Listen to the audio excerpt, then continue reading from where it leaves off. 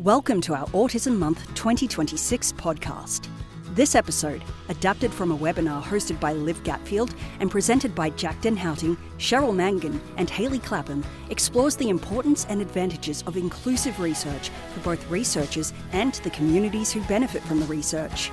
You can also watch this webinar on Autism CRC's Vimeo channel. Hello and welcome everyone to our Autism Month webinar on inclusive community engagement in research and policy. For those of you who don't know me, I'm Liv Gatfield and I'm the Research and Community Engagement Manager at Autism CRC. I am delighted to be your MC today. Before we begin, I'd like to do an acknowledgement of country. I acknowledge the traditional custodians of country throughout Australia. I pay my respects to their elders past and present and extend that respect to any Aboriginal and Torres Strait Islander peoples joining us today. I'm joining you from the land of the Yagara and Turrbal peoples in Mangan. So today we have two presentations and they're each about 20 minutes. After this, we're going to have a Q&A session. So without further ado, our first presenter today is Dr. Jack Den Houting. Jack is a research psychologist and autistic activist working in the pursuit of social justice. They are committed to creating real-world change that benefits autistic people in areas that matter most to the autistic community. Jack believes that autism research can be most meaningful and impactful when it's conducted by and with those it is intended to serve, autistic people. Over to you. Thanks, Jack. Thanks so much, Liv. Fabulous to be here this afternoon. I'm just going to share my slides. All right. Great to be here with everybody today. I'm going to start by running through some of the basics of participatory research. I'll do a bit of a speed run through some of that just for the first couple of minutes. And then I want to spend most of my time running through some questions for co-production, things to consider when you're establishing and working through a co-production process. So firstly, what is participatory research? Sometimes I think it's easier to kind of start by covering off what participatory research isn't. So things like focus groups, interviews, photo voice, any qualitative research that involves autistic people as participants, hiring an autistic RA to work on your research project, things like that. You can do participatory research that involves those things as elements, but they're not participatory in and of themselves. Doing one of those things or all of those things doesn't automatically make something participatory. Co-design, co-production, participatory action research are not synonyms for participatory research. They are specific terms, they have specific meanings within participatory research, but they're not interchangeable words. Participatory research also is not a methodology or a method. Pretty much any research method or methodology can be conducted in a participatory way. Participatory research itself isn't actually a method or a methodology. What participatory research is, it's about working with autistic people or with other lay communities to produce research, not having those people as participants in your research, but working with that community in the process of doing the research. Participatory research is an umbrella term. It encompasses countless different ideas and approaches to research, including things like participatory action research or co-design. And it's a framework. Participatory research essentially involves a set of values and beliefs and actions that we apply that inform or guide how we go about conducting research. A couple of key terms that will be useful to understand or useful to know to understand what I will be talking about today. An academic is, when I use that term, I'm referring to a professional who is trained and qualified to conduct research. Sometimes research students also fall under kind of the academic category. And also the institutions, so universities and research institutions also kind of are encapsulated in that term academic. When I say community, I am referring to non-academic people or non-academic groups who have personal experience that is relevant to the research topic, and very specifically non-academic, so lay community. Community can be an individual, it can be an organization, it can be somebody, an individual who is representing an organization as well. And lastly, insider researchers. This is one that we don't necessarily hear as much, but it's an important term, I think, to understand. An insider researcher is a professional who is trained or qualified to conduct research and who has personal experience relevant to that research topic. So I'm an autistic person who also works as an autism researcher. I'm an insider researcher. And insider researchers can serve a really valuable role in participatory research to essentially kind of bridge that gap between academics and lay community. But insider researchers don't replace the input of community members. There are particular kind of elements of the community role that an insider researcher isn't necessarily well placed to be able to carry out. So, for example, if I want to know if my research is going to be kind of accessible to the lay community, if I'm writing things in ways that people will understand, I'm not in a good position to judge that, because even though I'm autistic, I'm also academically trained. That's something that someone from the lay community is going to be in a better position to judge. So when I talk about participatory research, this is essentially what I'm talking about, what I mean. People may have seen this kind of image before. This is Arnstein's ladder of community engagement. It shows the different levels of participatory research, the different levels at which community can be engaged in research. And essentially, as we move up that ladder, we're seeing higher levels of community involvement in research, and the community adopting more of the power in the process, more control over what's happening, more input into decision making, and generally a better, I suppose, better level of participatory research.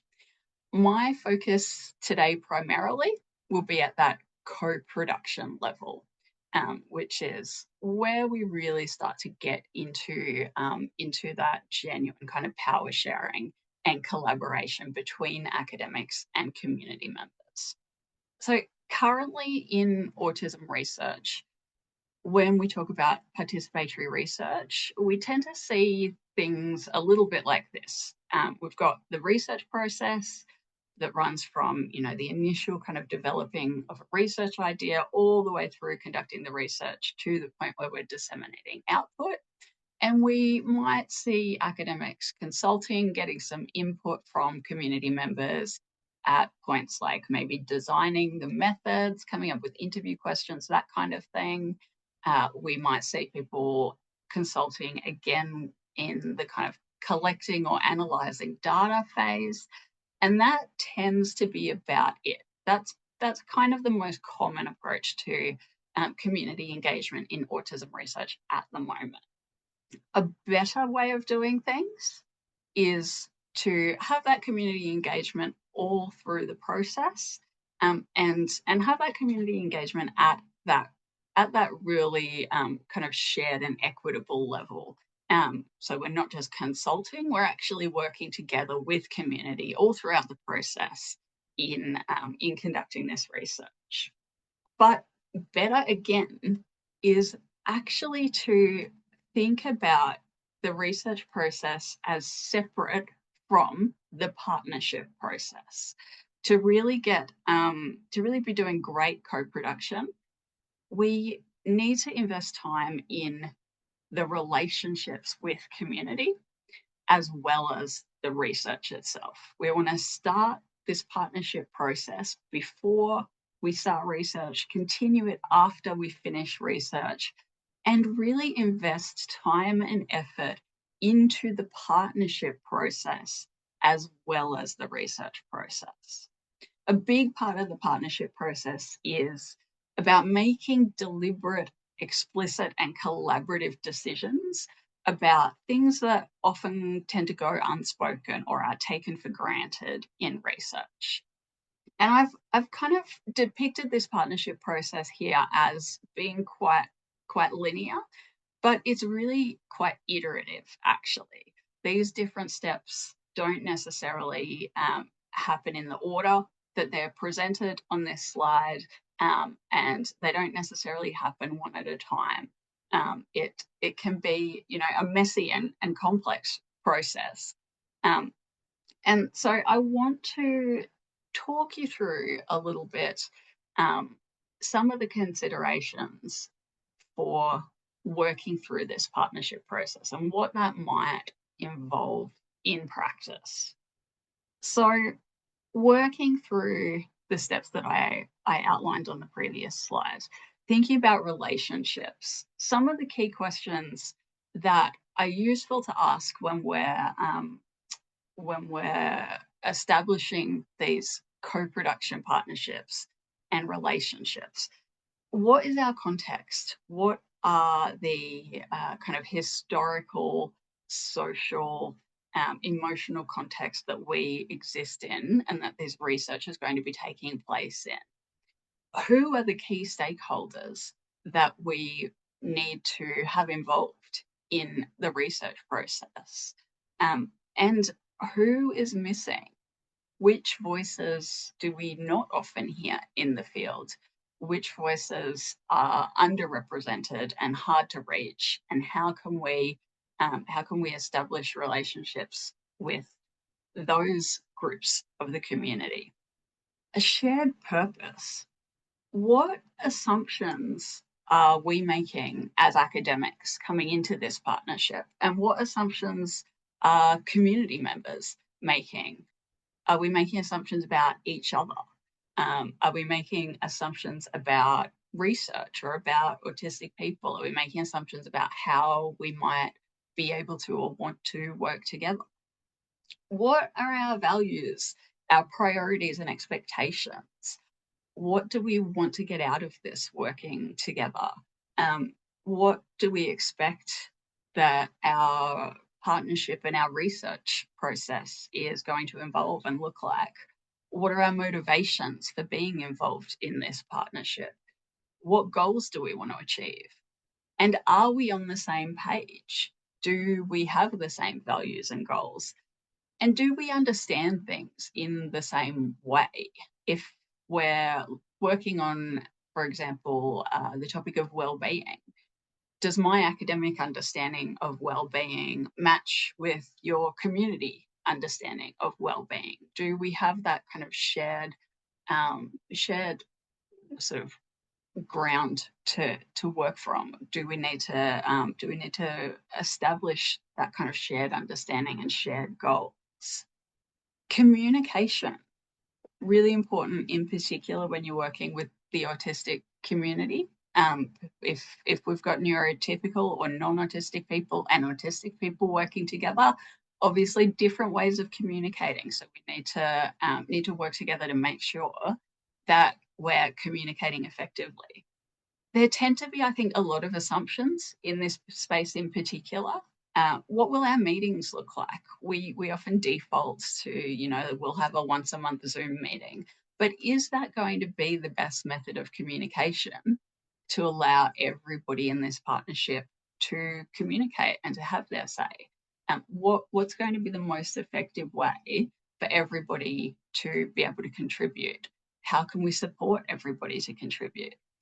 And how can we make sure that we're communicating not just about our research, but also communicating openly about our partnership, communicating about the relationships that we are establishing within our team, and what we're doing well and what might need to change. Roles and responsibilities, really helpful to make sure that we have a clear understanding of what the role and responsibilities are for everybody in our co-production partnership. So we need to understand what skills, expertise, and resources we have within our partnership, and how can we best make use of those skills and resources. And that involves at an individual level, our skills and expertise, but also at an organizational level, potentially.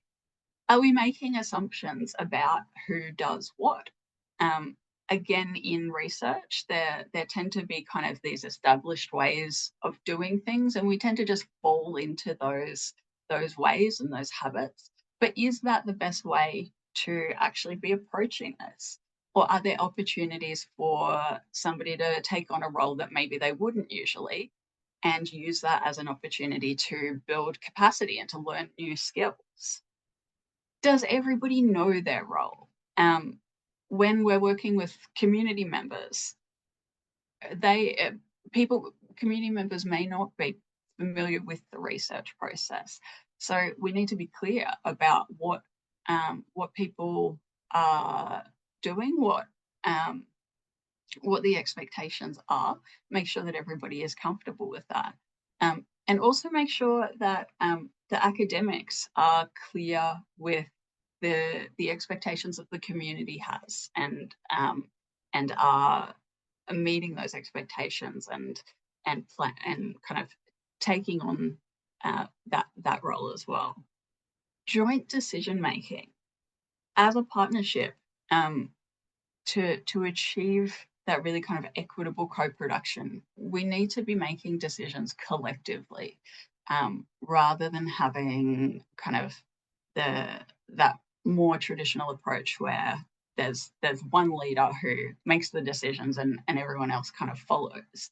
So establishing how we're going to do that, how are we going to make decisions in a way that is collective and allows everybody to contribute to that decision and ensures that all the different perspectives are heard.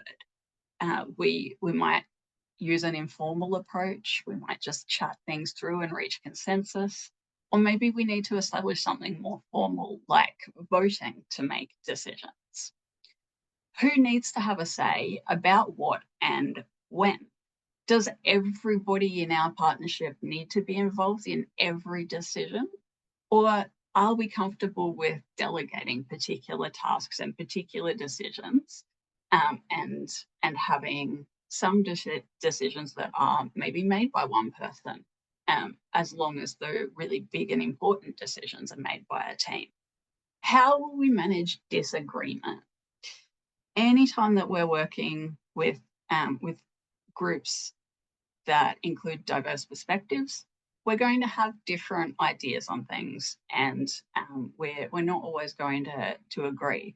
And that's actually a real strength of co-production. The bringing together of these divergent ideas and divergent perspectives means that we have more variety and opportunities to kind of achieve really unique things. So it's important that we actually work through disagreement in a way that values those diverse perspectives, and take on board when there is disagreement, and harness that and use that to make improvements in our work. If everybody agrees all of the time, we're actually missing a really good opportunity to improve things and to make changes. So we want those disagreements, but we also need to make sure that we are prepared to be able to manage those disagreements in a way that is respectful and that is actually beneficial to the partnership. Trust, really key for managing those disagreements. If we are not comfortable with the people we're working with, if we don't trust them, then we're going to be less likely to speak up when we do disagree or when we do think there's something that could be done differently. So it's really important that we do have trust within our partnership. And that takes time to develop and it takes effort to develop. And so we need to establish when and where and how we're going to make space to check in with each other, to have difficult conversations, or just to have conversations and to get to know each other and to build that trust. In research, we always kind of set up, the regular meetings. We'll meet once a month and we'll chat through the methods and the data collection, all of these sorts of things. But we rarely set aside the time deliberately to actually talk about how we are working together as a team. And that's a really important part of co-production, is making the space to deliberately have those conversations about how we are working together. Maintaining transparency is also really important, making sure that everybody has access to all of the information that they might need or they might want, and that everybody knows what's happening all throughout the project so that nobody feels as though they're being excluded, and everybody feels like they have that joint ownership over the work that we're doing. How will we keep everyone safe is also really key, particularly when we're working with marginalised communities. And often when we are doing co-production, we are working with marginalised communities. Anyone who's worked in autism research is probably familiar with some of the historical kind of the legacy, I suppose, that we're left with, and that hasn't always been a safe place for autistic people, and to this day isn't always a safe place for autistic people. So what can academics do in particular to make sure that the community members they're working with are safe in the work that you are doing? Power is one of the absolute core elements of co-production. The idea of sharing power equitably and equally as much as possible within the different collaborators in a research team is one of the really fundamental kind of principles of research co-production. So we need to ask, what are the power dynamics in our partnership? Who is coming into this partnership with the most power, and who is coming into the partnership with the least power, and what can we do to mitigate that imbalance? How can we disrupt these power imbalances within our partnership? And also more broadly, how can we challenge the systems of power that we exist within? How can we use our power, particularly as academics, to challenge the norms of the systems and the institutions that we work within? What might we be able to do to push for change within our institutions to make that space a more accessible environment for community members going forward? Advocacy for community members by academics is a really important and powerful way of building trust, of kind of working towards sharing power within your partnership, but also pushing for progress within academia more broadly, to change those structures to become more accommodating of this kind of work. And lastly, building capacity. It's really important in co-production that everybody in the partnership is taking something out of that partnership. Everybody should be gaining, everybody should be benefiting in some way. A really obvious way of doing that, of course, is paying community members for their time and for their contribution. But that's not necessarily the only way that people can benefit. We might have opportunities to offer training or support for community members to build skills, build networks, build knowledge that they may not previously have. And academics also have opportunities to learn from the community and to build networks within the community. And really importantly, how can we maintain our partnership over time? We don't want our co-production partnership to end when a research project ends. The co-production, if we have an established co-production partnership with really strong and trusting relationships, that's going to serve us really well going forward to keep researching as that partnership. But we need to kind of have the structures and strategies in place to be able to maintain that over time. And so that's a really important kind of long-term focus. So I hope that some of those questions might be helpful for you in establishing partnerships and in working through co-production. It was really a quick crash course, but if you would like to know more about questions like that and co-production more broadly, there are a few resources on this slide here. The UNSW Disability Innovation Institute has some really fabulous guidelines. The Rethinking Research Partnerships Discussion Guide and Toolkit is an excellent practical resource for working through co-production. And the Patient-Centered Outcomes Research Institute is just a wealth of resources. So I really recommend taking a look at those. And I will hand back to Liv now for our next talk. Fabulous. Thank you, Jack, as always, for a brilliant presentation. And there are some questions for you in the Q&A, and hopefully we'll get a chance for you to answer them live at the end of the session. Our next presenters are here to talk more about inclusive community engagement in the context of policy. So I'd like to introduce you to Cheryl and Hayley. Cheryl is Autism CRC's Chief Innovation Officer, driving knowledge translation, uniting autistic individuals, professionals, digital teams, and researchers to co-design and deliver accessible, evidence-based digital platforms that support health, education, and employment.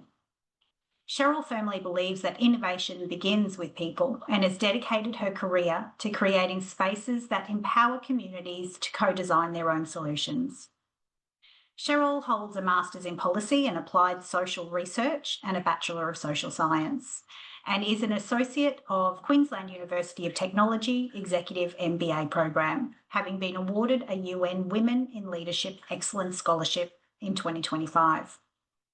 Hayley is an Autistic Project Officer and Research Assistant at Autism CRC. She works across research, knowledge translation, and the Sylvia Roger Academy. She has a Bachelor of Psychology and is a graduate of our Sylvia Roger Academy's Future Leaders, Research and Governance programs. With a passion for participatory research, Hayley has worked in autism research since 2019, collaborating on a number of projects at the University of Technology Sydney, Aspect Research Centre for Autism Practice, the University of Queensland, Macquarie University, and University College London. Over to you, Cheryl and Hayley. Thanks, Liv. Can everyone see my screen? Terrific. Thanks, Hayley. And thank you, Jack. So I always love presenting with Jack today. Jack's obviously gone over a lot of the participatory research and partnership and the importance of having autistic involvement and leadership in project and program deliveries. Hayley and I going to talk a little bit more practically about some of the things that organisations and researchers can do to ensure inclusive community engagement when working with the community around, consultations for policy input, as well as input into program design and development and things like that. Really important to note that these recommendations are not our recommendations. They're not even Autism CRC's recommendations. They're actually recommendations that came from the community through a process of research and also co-design that we did related to the National Autism Strategy a little while ago. So we start with who we are. So Autism CRC is the independent source of evidence for best practice in relation to autism across the lifespan and across the spectrum. Our vision is to see equity and opportunity for all autistic people. Our work is done in partnership with autistic people, families, carers, and professionals who work with them. So we firmly believe, and I would say Autism CRC firmly believes, that programs and public policy is at its best when it reflects real community needs, when it uses strong evidence and incorporates the wisdom of practice drawn from professionals working with autistic people, as well as autistic professionals, and critically, when we include diverse perspectives of people who have lived experience, autistic individuals themselves. So we talk about diversity in autism quite a lot. And when we're talking about diversity and intersectionality is another term that's used, we want to be clear that these are the kind of groups that we're talking to. And as I said, this work kind of fell out of some work that we did with the National Autism Strategy, where we conducted a national survey of over 600 responses and engaged peak bodies, autistic individuals, autistic-led organisations around what are the recommendations to better reach and engage these groups so that they could meaningfully contribute to the National Autism Strategy. And we had the opportunity to do that, putting recommendations into practice, actually to engage a network of 15 organisations across Australia who actually ran targeted consultations and community engagement activities with these groups, which will follow the guiding principles that Hayley will step through right now. Thank you, Cheryl. So Autism CRC's approach to inclusive community engagement is underpinned by the guiding principles of safety, trust, choice, collaboration, empowerment, and respect for diversity. So how might we reach and engage all autistic people so that they can have their say and provide meaningful input into research, policy, and programs? Understanding who is and who is not in the conversation means that we need to ask throughout the process, who are we hearing from and who is being excluded? We need to balance the need to respect people's privacy with the need to gain information by only asking what is necessary and communicating why this information is important. We need to include the option to opt out of answering questions about personal characteristics and include stakeholders in identifying questions and the needs of the community in data collection. Making information easy to understand for everyone means that we need to write all communications in plain language and without using jargon, ensure that information is inclusive and respectful of cultural differences, and include the embedded culture and representation of disability. It should cater to different age groups and be presented in multiple accessible formats such as plain English, multi-language, easy read, and Auslan. Ensure budget provisions for the translation of written communication into easy read and different languages. Ensure information includes details about the consultation, how to be involved, the importance of having your say, point of contact details, frequently asked questions, and visual maps for in-person activities. Present information in multiple media formats, including social media, audio, video, and infographic. Addressing barriers to accessing information and opportunity can be achieved if we ensure an offline paper-based version of all communications is made available, encourage active participation through traditional media and communication channels such as newspapers, television, local councils, and local community groups. Target recruitment and communication through trusted organisations and community groups for people from different cultural backgrounds. And promote information and public awareness campaigns through local community groups, leaders and service providers, local councils, within community settings, government services, healthcare settings, educational institutions, peak body organisations, and disability, justice and aged care services. Partnerships to address cultural barriers and sensitivities means that we need to engage a mix of peak bodies and grassroots or community organisations nominated by autistic people, develop key messages and base communications that can be tailored by organisations to suit the needs of their specific group. And we need to partner with organisations that have the capacity for and commitment to co-leadership and co-production with autistic people. Allowing time for meaningful engagement can be achieved if we ensure an early communication plan that includes information about objectives, processes, and a calendar of events. Ensure sufficient time for preparation by sending event guides, meeting agendas, and questions in advance. These event guides should include a detailed agenda, information about who will be attending, instructions for accessing or attending a meeting, including any login details or links for online meetings, and any visual directions to physical locations or venue layouts. Provide opportunities for families and carers to access free respite or support to attend meetings and consultations. Allocate sufficient time for consultations, ensuring an approach that allows for preparation, response preparation, especially for non-speaking autistic people, processing, decompression, and post-consultation feedback opportunities. And provide reminders or check-ins with people to see if they would like to contribute further or if they have anything further to add. Addressing consultation fatigue means that we need to consider the information and data that people have already shared in other government consultations, inquiries, and research. Provide clear communication up front about community engagement and consultation activities, including what will be asked of them, as well as information about how their input will be used in the development of this initiative. Provide a consistent point of contact for any questions, contactable via multiple accessible methods such as web form, email, post, and phone. And create a visual representation such as an infographic or a timeline that illustrates the relationship between the consultation, previous consultations, and potential future developments. Acknowledging past experiences of discrimination and trauma can be addressed if we embed a trauma-informed approach throughout the entire process.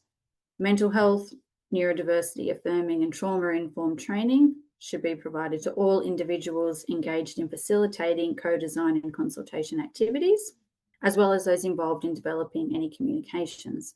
We need to encourage people to engage with their personal and professional support networks and offer guidance on self-support before, during, and after their engagement. Provision should also be made for the inclusion of support people in co-design or consultation events and meetings as required. We should be including trigger warnings for content that some people may find distressing. Provide information on accommodations or supports, including the option to have a support person available, the ability to opt out of topics, and access to mental health professionals experienced working with autistic people. And use strengths-based language that promotes understanding and acceptance of autism.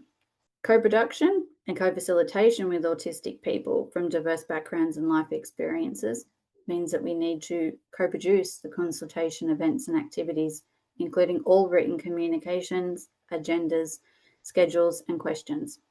We need to test ideas and draft documents with autistic people, including First Nations, those from culturally diverse backgrounds, as well as people with co-occurring conditions, including intellectual disability. And we need to collaborate with autistic-led and community-specific organisations, including autistic leaders that have experience working with targeted groups and existing trusted relationships and connections. Tokenism, power dynamics, and valuing contributions can be addressed if we provide support and accommodation addressing communication needs and preferences, highlight the practical benefits and expected outcomes of people having their say, provide personalised acknowledgement when contributions are received, and outline how people's input will be incorporated into the development of the initiative and follow up with the outcome. Provide reassurance and value individual contributions, recognising that individuals are giving personal information and sometimes sharing deeply traumatic experiences. Acknowledge that some people may not identify or be connected to any particular community group. Be aware that it may be unsafe for some people to disclose aspects of their identity, or that some may be uncomfortable with sharing certain aspects. Seek consent and explicitly inform people about the levels of privacy maintained. Provide people with appropriate payment for their time and contributions. Provide clear information about the scope, goals, and parameters of the consultation. And take a personal approach. Introduce the initiative and the people working on it, including any government representatives. Enabling diverse participation methods means that we need to co-produce and/or co-design the methods that we use to gain the perspectives of autistic people with autistic people. Conduct pilot testing of participation methods, surveys, questions, and activities with autistic people with different needs, preferences, and identities. Offer a variety of engagement and consultation options that facilitate direct involvement and active participation. These options should accommodate diverse communication methods, such as spoken communication, choice boards, nonverbal cues, written responses, text-based communication, and visual support, such as PECS or alternative augmentative communication, and sign language interpretation. Consider the involvement of translators, interpreters, communication partners, family members, support people, and assistive technology. Provide multiple avenues for engagement, both online and offline, catering to individual and group preferences, age-specific considerations, cultural appropriateness, and a range of formats, including surveys, forums, meetings, social events, community gatherings, and individual visits.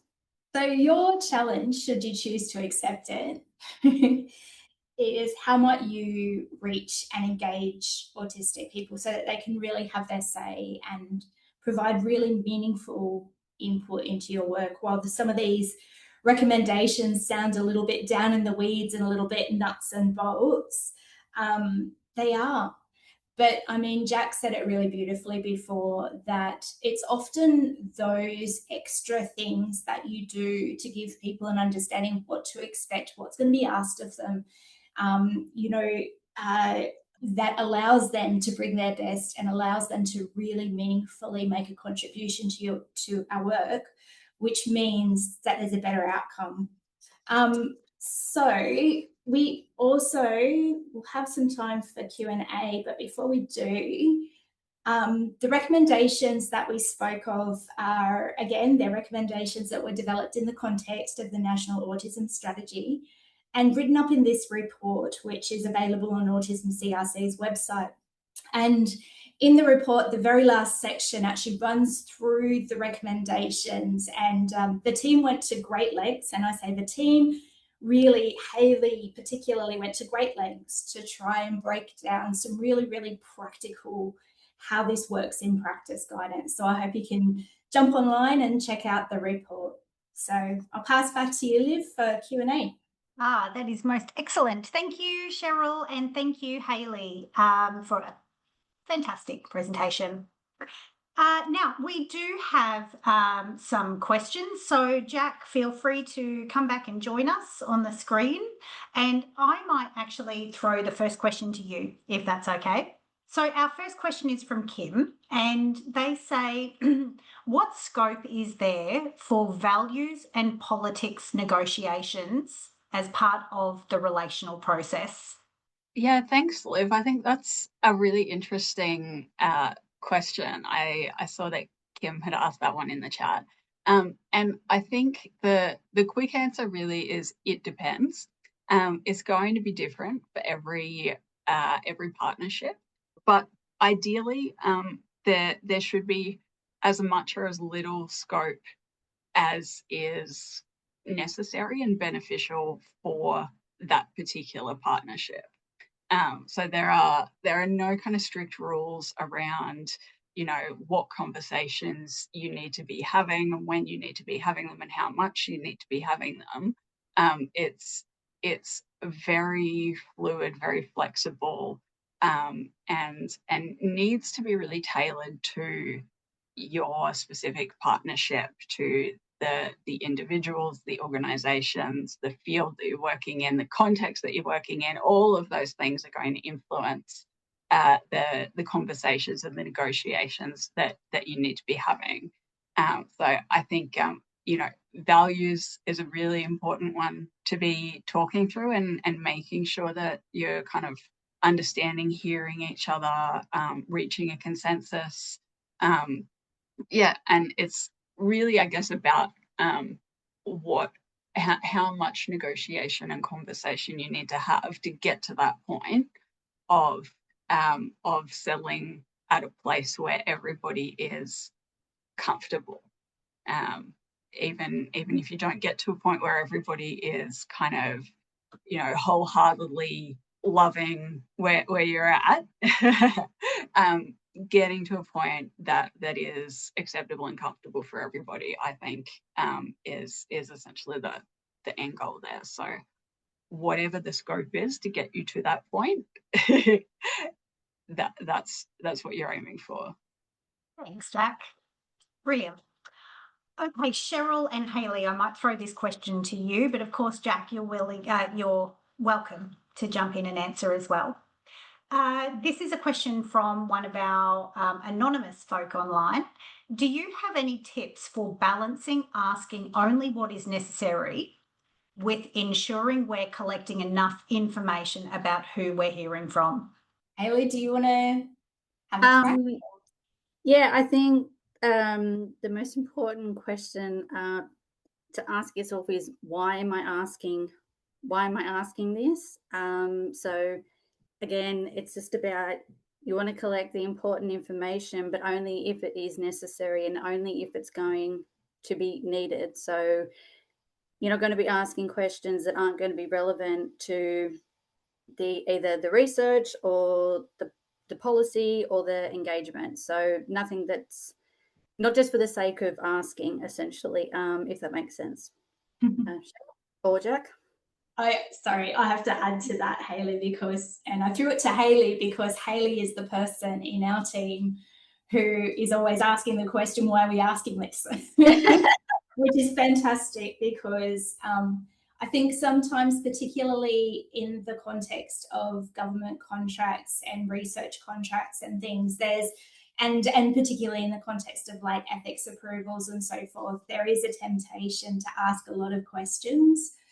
And I guess from more of an organisation management perspective as well, that's a question you can ask your funding body or ethics, or, you know, to push it back a little bit. And if that's a requirement, why is it a requirement? Not to necessarily challenge it from the outset and go, we're not going to ask all these things. And I know government contracts often, they do require that you ask lots of questions.